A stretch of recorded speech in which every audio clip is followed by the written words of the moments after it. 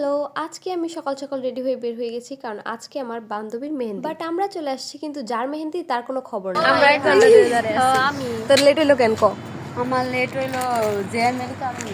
আমাদেরকে প্রায় 1 ঘন্টার মতো ওয়েট করিয়েও অ্যাট লাস্ট এসেছে। তো ও যেহেতু লেট করছে আমাদের তো আর লেট করা চলবে না। তো আসতে না আসতে আমরা শুরু করে দিলাম। আমি আর সুমাইয়া দুজন দুই হাতে খুব সুন্দর করে কাজ স্টার্ট করে দিলাম। স্টার্টিং এ আমি একটু ফ্লোরাল রাখার চেষ্টা করেছি, এরপর হাতে হচ্ছে নামটা লিখে দিচ্ছিলাম। বাই দ্য ওয়ে আমরা কিন্তু প্রফেশনাল আর্টিস্ট না, সো কেউ জাজ করতে আইসো না। আমার সাইডটা কমপ্লিট হয়ে গেছে, তো সুমাইয়াটা শেষ করছে। এদিকে আমি ফুচকা নিয়ে আসলাম, এখানে পাশেই ফুচকা বিক্রি করছিল, তো আমরা এখানে বসে বসে ফুচকা খেলাম। ফুচকার টকটা আমার কাছে একদমই ভালো লাগে না। আচ্ছা, তোমরা কে কোথা থেকে ভিডিওটা দেখছো কমেন্ট করে জানিয়ে দিও। এনিওয়ে, এদিকে সুমাইয়ার লোয়ার পার্টটাও শেষ।